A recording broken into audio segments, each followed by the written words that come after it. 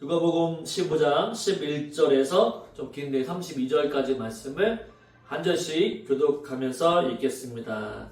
같이 제가 먼저 11절을 읽습니다. 또 이르시되 어떤 사람에게 두 아들이 있는데 그 둘째가 아버지에게 말하되 아버지여 재산 중에서 내게 돌아올 분깃을 내게 주소서 하는지라. 아버지가 그 살림을 각각 나눠 주었더니 그 며칠이 안 되어 둘째 아들이 재물을 다 모아 가지고 먼 나라에 가 거기서 허랑방탕하여 그 재산을 낭비하더니 다 없앤 후 그 나라에 크게 흉년이 들어 그가 비로소 궁핍한지라. 가서 그 나라 백성 중 한 사람에게 붙여 사니 그가 그를 둘러보내어 돼지를 치게 하였는데 그가 돼지 먹는 취업 열매로 배를 채우고자 하되 주는 자가 없는지라. 17절 이에 스스로 돌이켜 이르되 내 아버지에게는 양식이 풍족한 품꾼이 얼마나 많은가. 나는 여기서 주려 죽는구나. 내가 일어나 아버지께 가서 이르기를 아버지 내가 하늘과 아버지께 죄를 지었사오니 지금부터는 아버지의 아들이라 일컬음을 감당하지 못하겠나이다. 나를 품권의 하나로 보소서 하리라 하고 이에 일어나서 아버지께로 돌아가니라. 아직도 거리가 먼데 아버지가 그를 보고 치근히 여겨 달려가 목을 안고 입을 맞추니 아들이 이르되 아버지 내가 하늘과 아버지께 죄를 지었사오니 지금부터는 아버지의 아들이라 일컬음을 감당하지 못하겠나이다 하나. 아버지는 종들에게 이르되 제일 좋은 옷을 내어다가 입히고 손에 가락지를 끼우고 발에 신을 신기라. 그리고 살진 송아지를 끌어다가 잡으라. 우리가 먹고 즐기자. 이 내 아들은 죽었다가 다시 살아났으며 내가 잃었다가 다시 얻었노라 하니 그들이 즐거워하더라. 밭 아들은 밭에 있다가 돌아와 집에 가까이 왔을 때 풍악과 춤추는 소리를 듣고 한 종을 불러 이 무슨 일인가 물은데 대답하되 당신의 동생이 돌아왔음에 당신의 아버지가 건강한 그를 다시 맞아들이게 됨으로 인하여 살찐 송아지를 잡았나이다 하니. 28절 그가 노하여 들어가고자 하지 아니하는 것을 아버지가 나와서 권한대. 되는데 아버지께서 대답하여 이르되 내가 여러 해 아버지를 섬겨 명을 어김이 없거늘 내게는 염소 새끼라도 주어 나와 내 벗으로 즐기게 하신 일이 없더니 아버지의 살림을 처녀들과 함께 삼켜버린 이 아들이 돌아오매 이를 위하여 살찐 송아지를 잡으셨나이다. 아버지가 이르되 너는 항상 나와 함께 있으니 내 것이 다 내 것이로되 이 내 동생은 죽었다가 다시 살아났으며 내가 잃었다가 얻었기로 우리가 즐거워하고 기뻐하는 것이 마땅하다 하니라. 아멘. 자, 오늘 말씀의 제목은 이거죠. 하나님은 당신을 기다리고 계십니다. 하나님은 당신을 기다리고 계십니다. 오늘날 우리의 시대는 독립과 자립을 강조하는 중요하게 생각을 하게 됩니다. 독립심을 기리고 또한 자율성을 기르는 것이죠. 사람들은 자신만의 길을 찾고 스스로 바로 성공하는 것을 인생의 목표로 삼고 있습니다. 많은 사람들이 내 인생은 내가 책임진다 라고 하는 생각을 가지고 자신만을 믿으며 살아갑니다. 나만 오르면 돼. 내가 하고자 하면 된다라고 하는 생각을 가지고 있는 거죠. 하지만 그런 삶의 끝에서는 우리는 자주 공허함과 외로움을 느끼곤 합니다. 이 누가복음 15장의 비유는 이러한 우리의 현실을 정확하게 반영해주고 있습니다. 인생의 여러 순간에서 우리는 탕자처럼 하나님을 떠나려고 하는 충동을 느끼죠. 자신의 길을 선택하고 자신의 능력을 의지하며 살아가려고 하는 것이죠. 하나님 없이 난 살 수 있어. 나는 하나님 없어도 돼. 보이지 않는 하나님 나는 안 믿어도 된다라고 생각하는 사람들이 참으로 많이 있습니다. 그러나 그 끝에 기다리는 것은 기쁨이 아니라 실패와 절망이 기다리고 있다는 거죠. 그때서야 우리는 하나님을 떠올리고 다시 그분께 돌아간다는 사실입니다. 이 탕자의 이야기, 이 둘째 아들의 이야기는 단순한 인간의 실패와 절망에 관한 이야기가 아닙니다. 이 이야기는 우리가 실패한 자리에서 여전히 하나님께서는 어떠한 분이신가, 여전히 우리를 기다리고 계신다라고 하는 것을 보여주고 있는 본문이죠. 탕자가 허랑방탕하게 살아가는 모습을 보여주는 것이 아니라 하나님의 사랑이 어떠한지를 이 본문은 보여주고 있습니다. 오늘 말씀을 통해 하나님이 우리를 기다리고 계시는 이유와 그분의 사랑이 어떻게 우리의 삶을 변화시킬 수 있을지를 한번 살펴보기를 원합니다. 탕자의 이야기를 우리가 살펴볼 때 세 가지로 나누어 보겠습니다. 첫째로 우리는 하나님을 떠난 죄인임을 깨달아야 한다는 것. 둘째는 고통 속에 있을 때 하나님을 기억하고 회개해야 한다는 사실입니다. 또한 세 번째로는 하나님은 우리가 돌아오기를 언제나 기다리고 계시며 또한 무조건적으로 사랑으로 우리를 받아주신다라고 하는 것입니다. 이 말씀을 통해 우리가 하나님께 돌아가는 결단의 시간이 되시기를 주님의 이름으로 축원을 드립니다. 첫째로 탕자는 하나님을 떠났다라고 하는 거죠. 이 비유는 둘째 아들이 아버지에게서 이렇게 12절부터 시작을 하게 됩니다. 우리 12절을 한번 읽어볼까요? 같이 여기 보면서 같이 한번 읽겠습니다. 그 둘째가 아버지에게 말하되 아버지여 재산 중에서 내게 돌아올 분깃을 내게 주소서 하란지라. 아버지가 그 살림을 각각 나누어 주었더니. 네. 탕자의 비유가 어떻게 시작이 되냐면 가장 먼저 둘째 아들이 자신의 재산을 아버지께로부터 재산을 달라고 요구하는 장면부터 시작이 됩니다. 이 장면에서 첫 번째로 주목할 점이 있다고 한다면 당시에 이런 요구가 얼마나 무례하고 비상식적인가를 보여주고 있습니다. 유다 문화에서도 지금도 우리나라에서 그렇지만 유대 문화에서는 아버지가 살아있는 동안에 상속을 요구하는 것은 매우 큰 결례였습니다. 아버지가 살아계시는데 부모님이 살아계시는데 부모님이 죽은 다음에 돌아가신 다음에 유산을 분배하는 것이 원래 상식인데 돌아가시지 않았음에도 불구하고 생전에 있음에도 불구하고 자신의 재산을 달라고 하는 것은 분명히 큰 오점이고 결례였다고 하는 거죠. 아버지의 재산은 그가 죽은 후에야 자식이 배분 분배받을 수 있었습니다. 따라서 둘째 아들의 요구는 사실상 아버지 당신은 내게 이제 도움이 필요 없습니다. 당신의 도움은 내게 필요 없습니다. 나는 아버지 없어도 살아갈 수 있습니다. 라고 하는 말과 다름이 없는 거죠. 이제는 아버지는 필요 없습니다. 라고 하는 말을 둘째 아들이 하고 있는 것입니다. 이것은 바로 인간이 하나님을 떠나서 자립하려고 하는 스스로 자립해 보려고 하는 모습과 같다고 말할 수 있습니다. 하나님을 의지하기보다는 자신의 능력과 계획을 믿고 하나님을 배제한 삶을 추구한다라고 하는 거죠. 둘째 아들처럼 우리들도 내 스스로 살 수 있으니까 아버지 밑에서 사는 것보다 나는 이제 아버지 곁을 떠나서 돈만 있으면 내 뜻과 내 마음대로 살 수 있다라고 생각을 했다라고 하는 거죠. 이것은 우리에게도 영적인 의미하고 같다고 할 수 있습니다. 우리도 때로는 하나님 없이 나 살 수 있어 라고 하는 생각을 가진다라고 하는 거죠. 오히려 하나님보다 자신의 능력과 계획이 하나님보다 훨씬 더 능력이 있어 라고 생각하고 하나님을 떠나버린다라고 하는 것입니다. 여기서 중요한 언어적인 의미를 살펴보면 12절에 보면 재산 중에서 내게 돌아올 분깃이라고 하는 표현이 있습니다.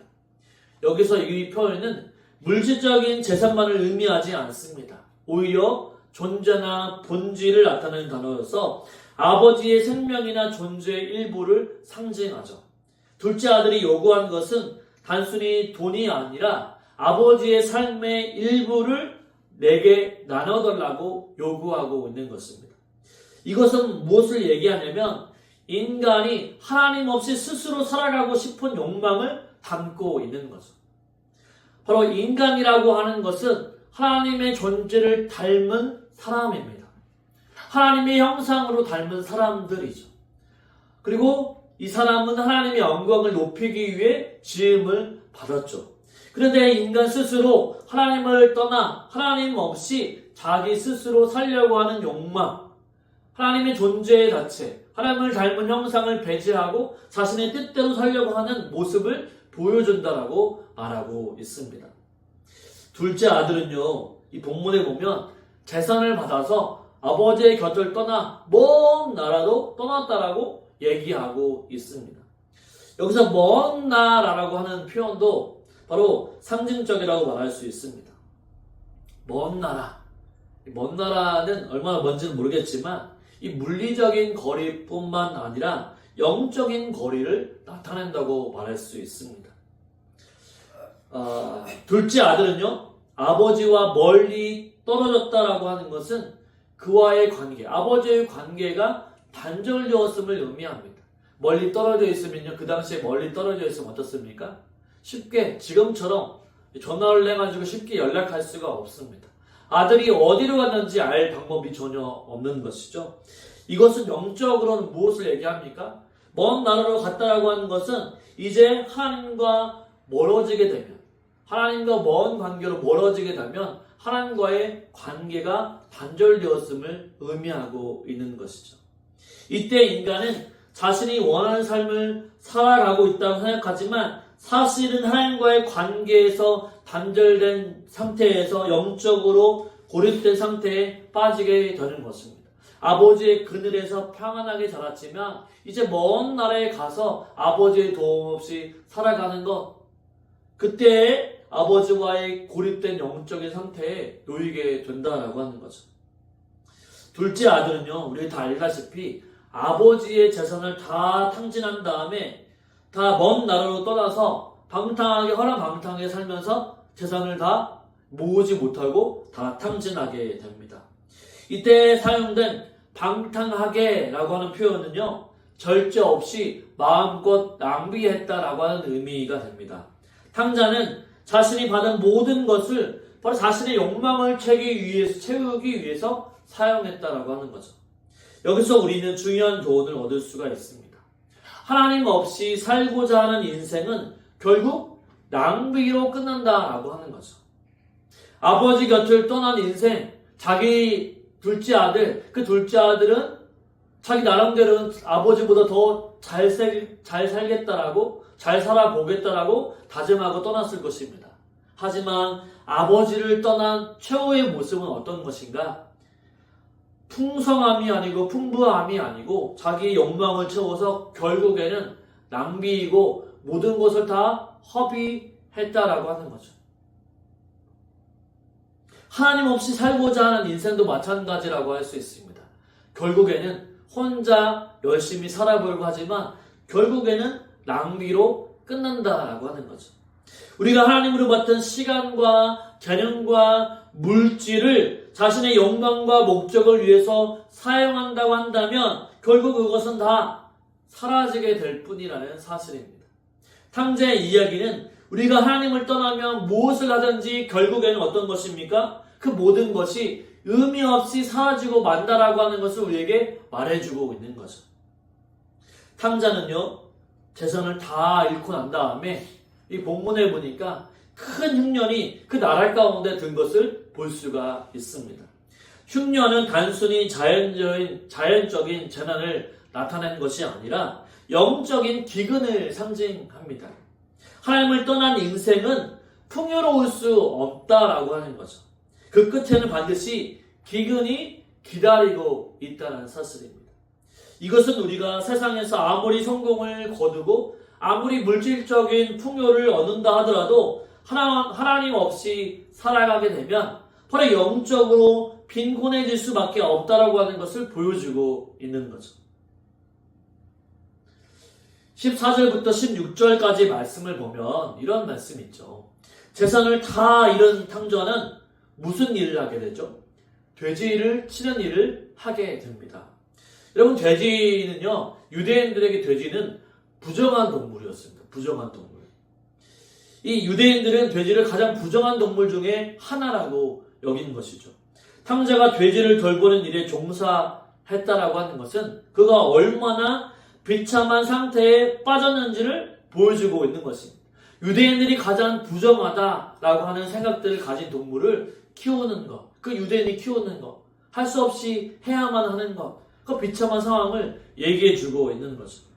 유대인 사회에서는 돼지와 접촉하는 것만으로도 바로 영적으로 큰 수치를 가져왔습니다. 바로 이러한 모습은 하나님을 떠난 인간이 결국에는 영적으로 부정해지고 스스로의 가치와 자존감을 상실하게 되는 과정을 상징합니다. 더군다나 더 비참한 것은 탕자가 돼지의 음식을 탐날 만큼 굶주렸다라고 하는 거죠. 또한 그가 그 일들을 하면서 그에게 아무것도 그 누구도 먹을 것을 주지 않았다라고 하는 것입니다. 이것은 인간이 하나님 없이 살 때 경험하는 영적인 공허함을 보여주고 있는 거죠. 하나님 없이 채우려는 모든 시도는 실패로 끝나고 그 영혼은 곧 계속해서 굶주리게 된다라고 하는 거죠. 실상 탕자가 못된 놈이다 라고 말하는 것이 아니라 하나님을 떠나는 인생, 아버지 곁을 떠나는 인생이 얼마나 비참한 인생으로 살아가느냐를 보여주고 있는 거죠. 우리의 인생도 마찬가지입니다. 하나님 없이 살아가는 인생이 결국에는 지금도 마찬가지지만 이 세상에 하나님 없이 살아가는 인생이 너무나도 많지만 그 인생은 얼마나 비참한지 하나님은 말씀해 주고 있는 거죠. 하나님 없이 살아가는 사람은 지금 비참하게 보일지 않을지 모르지만 나중에는 결단코 나중에는 비참한 상태, 영적인 허무함, 영적인 굶주림 가운데 놓여 있다고 말할 수 있습니다. 오늘날 우리의 삶도 이와 다르지 않습니다. 우리 때로는 하나님 없이 스스로 인생을 개척하고 자신의 힘으로 성공을 이루려고 합니다. 그러나 그 끝은 항상 공허함으로 끝나게 되어버려 있다고 하는 거죠. 외적인 성공과 물질적인 풍요로 자기의 만족함을 느낄 수가 있습니다. 그로 인해서 영적으로 더욱 메말라가게 되는 거죠. 여러분, 연예인들이 성공을 많이 했잖아요. 그리고 많은 부를 노렸잖아요. 그런데 그 가운데서도 그 인생의 그런 부와 또 풍부함과 또 인기를 얻었지만 그들 항상 영적으로 메말름을 겪게 됩니다. 그래서 마약을 한다든지 도박을 한다든지 성적으로 유혹을 한다든지 그런 것들이 드러나게 되어 있다고 하는 거예요. 아무리 많은 것을 채워도 한쪽 구석에는 목마름이 있다라고 하는 거죠. 이 영적인 목마름을 해결하지 않으면 안 된다라고 하는 것입니다. 오늘 이 자리에 앉아 계신 여러분은 인생에서 어떤 먼 나라로 떠나 살고 계십니까? 우리의 먼 나라는 각기 다를 수가 있습니다. 어떤 사람에게는 물질적인 성공을 추구하는 것이 먼 나라일 수 있고 또 다른 사람에게는 사람들의 인정과 사랑을 얻으려고 하는 끝없는 시도가 먼 나라일 수 있습니다. 또 다른 사람에게는 자신의 욕망을 채우기 위해서 쫓는 쾌락이나 욕심이 먼 나라일 수 있는 거죠. 우리 각자 인생의 먼 나라로 떠나면서 하나님을 멀리하고 자신의 삶을 추구하려고 할 때가 많이 있습니다. 그러나 그 끝에는 반드시 고통과 절망이 기다리고 있다는 사실이죠. 탕자가 결국 돼지를 치면서 비참한 상태에 빠졌듯이 우리도 하나님을 떠나게 되면 영적으로 비참한 상태에 빠지게 된다라고 하는 거죠. 우리는 결국 하나님 없이 살 수 없다라고 하는 진리를 반드시 기억해야만 한다는 사실입니다. 하나님은 우리 삶의 근원이며 바로 그분 없이는 진정한 만족과 행복을 누릴 수 없다라고 하는 것입니다. 이제 우리는 하나님께 돌아가야만 합니다. 하나님을 떠나 스스로의 길을 가던 탕자는 결국 실패를 경험하게 되었습니다. 우리 혼자 힘으로는 살아갈 수 없는 것이 우리의 인생이죠. 그렇기 때문에 지금 내가 하나님을 떠나고 있는 부분이 있다고 한다면 점검해 보시고 다시 한번 하나님께로 돌아올 수 있는 저와 여러분 삶이 되시기를 주님의 이름으로 축원을 드립니다. 우리가 하나님 없이는 절대로 살아갈 수가 없죠. 그 부분을 우리는 반드시 인식해야만 합니다. 둘째로 탕자는 고통 속에서 하나님을 기억했습니다. 탕자는요, 아버지의 집을 떠나서 자신의 길을 걸어갔습니다. 그러나 그 끝에는 처참한 고통과 고난 가운데 있었죠. 이제 그 모든 것을 잃고 굶주림에 시달리면서 되지치는 일을 하고 있었습니다. 이 장면은 탕자가 자신의 선택이 잘못되었다고 하는 것을 깨닫는 순간, 깨닫는 모습을 얻게 되는 거죠. 우리 17절부터 19절까지 말씀을 한번 읽어보도록 하겠습니다. 같이 한번 읽어보시죠. 이에 스스로 돌이켜 이르되 내 아버지에게는 양식이 풍족한 품꾼이 얼마나 많은가. 나는 여기서 줄여 죽는구나. 내가 일어나 아버지께 가서 이르기를 아버지, 내가 하늘과 아버지께 죄를 지었사오니 지금부터는 아버지라 아들이라 일컬음을 감당하지 못하겠나이다. 나를 품꾼의 하나로 보소서 하리라 하고. 아멘. 17절에 탕자가 스스로 돌이켜 아버지를 기억했다라고 얘기해주고 있습니다. 이것은 탕자가 자신의 절망 속에서 결국 자신이 돌아가야 할 곳은 어디인지 분명히 깨달았다라고 하는 거죠.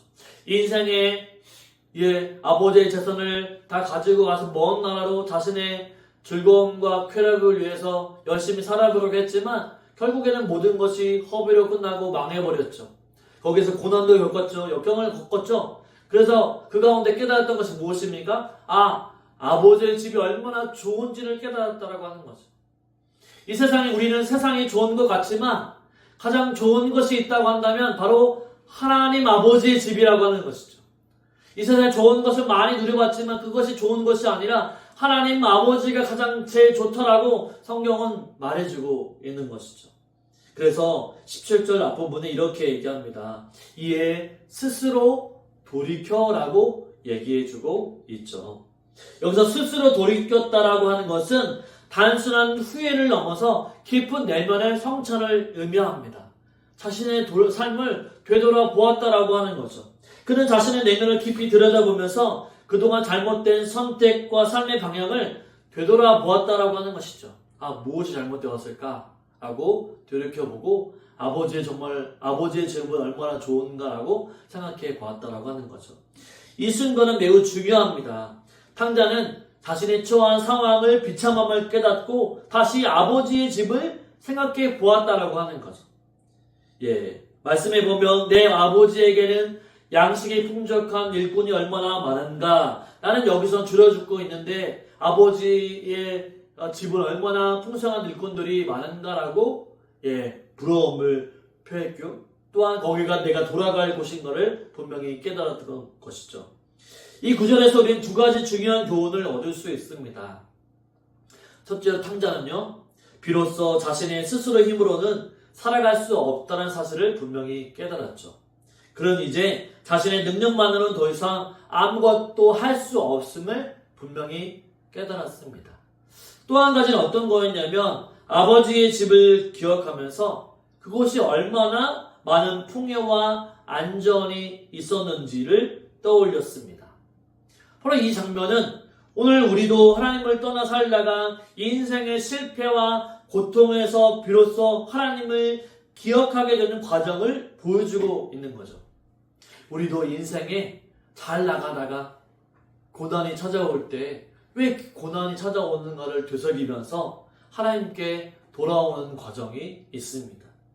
탕자는요, 비참한 상황에 처해 있을 때 결국 결단을 내리게 되는 거죠. 어떤 결단입니까? 18절에 보면 내가 일어나 아버지께 가리라 라고 하는 아버지께로 돌아가기로 결심했다라고 하는 것입니다. 여기서 우리는 회개의 중요성을 발견할 수 있습니다. 탕자는 자신의 잘못된 길을 걸었음을 인정하고 그 길에서 돌아가기로 결심했다라고 하는 거죠. 아버지에서 이제 벗어나서 이제 아버지의 집으로 가야 되겠다라고 다시 돌아오는 회개의 여정을 밟았다라고 하는 것입니다. 회개라고 하는 것은 우리가 알고 있듯이 단순히 잘못을 후회하는 정도가 아닙니다. 회개는요, 잘못된 길에서 돌이켜서 방향을 전환하는 거죠. 이거죠. 둘째 아들이 아버지 집이 좋다. 그곳으로 끝났다면 후회입니다. 그런데 이제 아버지 집에 가야겠다라고 왔을 때, 아버지의 집에 돌아왔을 때가 바로 진정한 회개라고 하는 거죠. 탕자는 자신의 죄를 인정하고 아버지께로 돌아가기로 결심합니다. 18절에 보면 아버지여 내가 하늘과 아버지께 죄를 지었사오니 라고 하는 그의 고백은 진정한 회개의 고백을 보여주고 있습니다. 그는 더 이상 자신을 합리화하지 않고 자신의 죄를 솔직하게 인정하는 모습을 볼 수가 있는 거죠. 우리도 마찬가지입니다. 하나님께로 돌아가기 위해서는 먼저 자신의 잘못을 보아야 한다는 사실이죠. 자신의 잘못을 인정하고 그것을 하나님께 고백하는 과정이 반드시 필요하다라고 하는 것입니다. 하나님, 내가 이러한 죄를 지었습니다. 하나님 용서해 주십시오라고 하는 결단과 인정이 필요하다라고 하는 거죠. 탕자는 자신이 이제부터는 아버지의 아들이라 일컬음을 감당하지 못하겠나이다 라고 고백합니다. 그는 철저히 겸손과 자기를 낮추는 모습을 보여주고 있는 것이죠. 그는 더 이상 자신이 아들로서 권리를 주장하지 않습니다. 이제는 이제 자신을 품꾼의 하나로 아버지께서 받아달라고 요청하고 있는 것이죠. 우리의 자격이나 공로가 아니라 오직 하나님의 은혜만을 의지하며 우리는 그분께 나아가야만 한다는 사실입니다. 오늘날 우리의 삶을 돌아보면 우리는 종종 스스로의 길을 선택하고 그 길에서 실패와 좌절을 경험하게 됩니다. 인생의 여러 가지 문제 속에서 우리는 자주 하나님을 떠나 살려고 합니다. 경제적인 어려움의 문제, 또한 갈등의 문제, 마음의 상처와 고통 속에서 우리의 문제를 스스로 해결하려고 하는 거죠. 그러나 그 끝에서 우리는 탕자처럼 더 큰 절망에 빠지게 됩니다. 이때 우리는 두 가지의 선택의 기로에 서게 됩니다. 더 깊은 절망 가운데 빠져 있을 것인가, 아니면 회개하면서 하나님께 다시 돌아올 것인가. 여러분, 어떤 선택을 해야만 할까요? 우리는 탕자처럼 스스로 돌이켜서 하나님 아버지께 돌아와야 한다는 사실입니다. 아버지를 기억하는 탕자처럼 우리도 하나님 아버지께 우리의 인생의 실패와 고통 속에서도 하나님을 기억해야만 한다는 사실이죠. 하나님은 우리가 실패하고 낙담할 때에도 여전히 기다리고 계시는 분이십니다. 우리가 하나님께 돌아가기만 하면 그분은 우리를 다시 받아주시는 분이시죠. 하나님께서는 우리에게 실패한 자리에서 회복할 기회를 우리에게 허락해 주십니다. 오늘 우리는 탕자처럼 회개하고 하나님 앞으로 돌아가야 합니다. 하나님을 떠난 인생은 비참한 인생을 살 수밖에 없습니다. 그러나 하나님께 돌아오기만 하면 하나님은 우리를 있는 그대로 받아주시는 분이십니다. 지금도 우리가 회개할 부분이 있다고 한다면 회개하고 그 회개를 하게 되면 하나님의 회복의 역사가 있게 되는 거죠. 이렇습니다. 누군가와 싸웠다고 생각해 보십시오. 싸우면 불편하잖아요. 또 있는 그대로 마음이 낙심이 되고 힘듭니다. 관계가 회복되지 않습니다. 그러나 용서를 구하고 또 얘기하게 되면 어떻습니까? 이제 관계가 회복되는 거죠.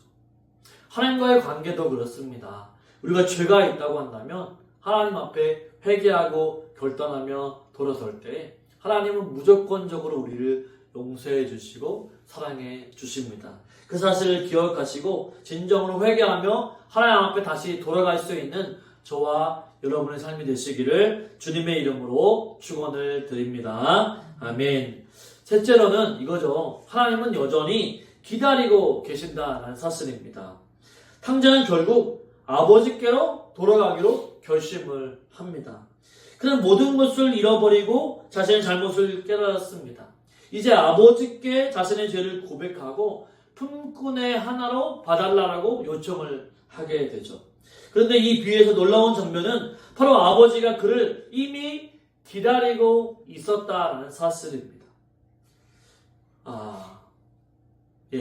아들이 먼 나라로 갔을 때, 자신의 재산을 다 가지고 갔을 때 아버지는 그때부터 아들이 돌아오기를 기다리고 있었던 거죠.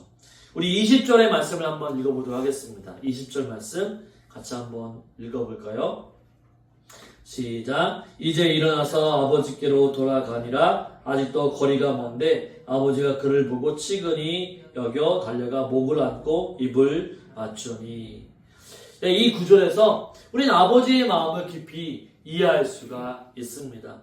아버지는 아들이 돌아오기를 오랫동안 기다리고 있었던 거죠. 여기서 중요한 것은 아버지가 아들을 먼저 보았다라고 하는 것입니다. 아들이 아버지를 본 게 아니라 아버지가 아들을 보고 있었다라고 하는 거죠. 아들이 오기만을 아버지는 늘 밖을 보면서 기다리고 있었다라고 하는 것입니다. 아버지가 아들을 먼저 보았습니다.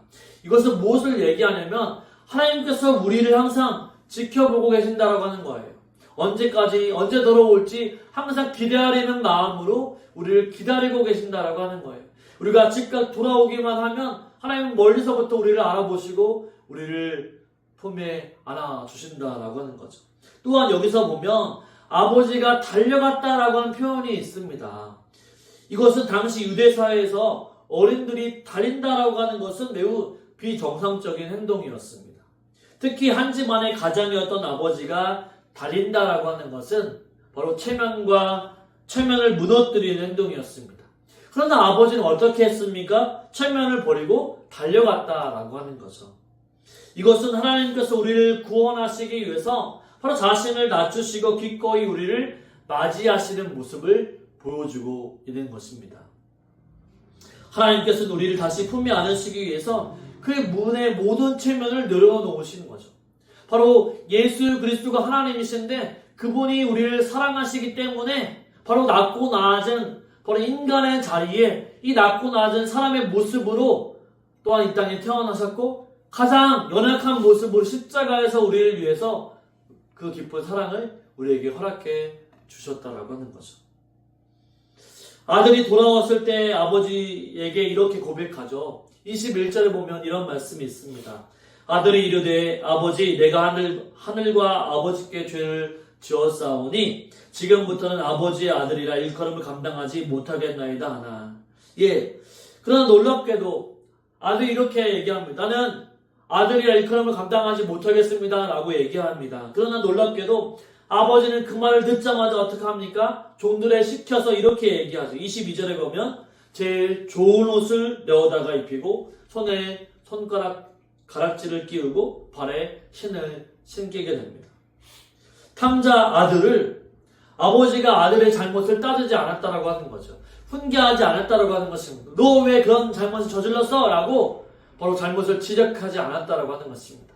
아버지는 어떻게 했습니까? 품에 안으시고 사랑하시고 오히려 큰 잔치를 베풀고 좋은 옷을 내다 입히고 손에 손가락 가락지를 끼우고 발에 신을 신깁니다. 이것은 바로 아들 대접을 했다라고 하는 거죠. 큰 잔치를 베풀어서 바로 아들이 돌아왔다라고 하는 것을 크게 기뻐했다라고 하는 것입니다. 뿐만 아니라 하나님의 무조건적인 것을 보여주고 있는 거죠. 여러분 생각해 보십시오. 아들에게 준 선물을 보십시오. 제일 좋은 옷, 손에 가락지, 신발. 여러분 그 당시에 옷은요 새로운 정체성을 의미합니다. 아들로 받아들였다라고 하는 거죠. 가락지를 끼웠다라고 하는 것은 가족의 일원으로서 받아들였다라고 하는 것을 의미합니다. 또한 신을 신겼다라고 하는 것은 이제 종이 아니라 자유인으로 아들로 삼았다라고 하는 것을 보여주고 있는 거죠. 자, 아버지는요 아들을 기다렸고 아무 말도 하지 않고 용서했고 다시 그 아들을 이전 상태로 돌이켜 회복시켜 주셨다라고 하는 것입니다. 이것은 하나님께서 우리를 단순히 용서하는 것을 넘어서 우리를 다시 하나님의 자녀로 완전케 회복시키는 모습을 보여주고 있는 거죠. 우리가 죄인이었을 때 바로 하나님께서 우리를 너무나 사랑하시기 때문에 죄에서 돌이키게 되면 예수 그리스도의 사랑과 은혜로 하나님의 자녀로 우리를 다시 회복시켜 주십니다. 이 말씀은 우리에게 매우 중요한 영적인 의미를 담고 있습니다. 하나님은 여전히 우리가 죄를 지을 때에도 그 죄 속에서 방황할 때에도 여전히 우리를 기다리고 계신다는 것이죠. 우리가 죄를 짓게 되면 하나님이 이 같은 나를 받아주실까라고 고민할 때가 있습니다. 내가 이 같은 죄를 지었는데 하나님 나를 용서해 주실까라고 하는 고민을 할 때가 있다라고 하는 거죠. 그러나 두려워하지 마십시오. 죄책감이 들잖아요. 이렇게 연약한 나도 하나님 받아주실까라고 하는 고민을 할 때도 있습니다. 그러나 하나님께서 말씀하시는 것은 무엇입니까? 용서하고 돌이키기만 하면 하나님께서 용서하시고 자신의 모든 것을 내어주시고 다시 하나님의 자녀로 삼아 주신다라고 하는 것입니다. 이제 우리는 하나님께로 돌아가야만 합니다. 이제 인생 우리의 힘으로는 살 수가 없습니다. 우리의 인생, 우리의 계획, 어떤 큰 물질, 부유함으로 살아갈 수가 없습니다. 우리가 가장 중요한 것이 있다고 한다면 우리 하나님 앞에 모든 것이 있고 부유와 풍부함이 있기 때문에 하나님께 반드시 돌아가야만 한다는 사실이죠. 지금도 우리가 세상에 있는 것을 좋아하기보다 하나님의 것을 좋아하고 이제 결단하면서 이 세상이 좋은 것이 아니라 이제 하나님께 내가 돌아가겠습니다. 이제 하나님의 말씀대로 하겠습니다. 순종하겠습니다. 주님 믿음 가운데 살아가겠습니다. 라고 결단하며 살아갈 수 있는 저와 여러분의 삶이 되시기를 주님의 이름으로 축원을 드립니다. 이제 내 삶이 아닌 오직 하나님만 영광 받으시는, 그래서 이제 하나님께 내 영혼을 맡기며 살아갈 수 있는 저와 여러분의 삶이 되시기를 주님의 이름으로 축원을 드립니다. 아멘. 우리 합시다.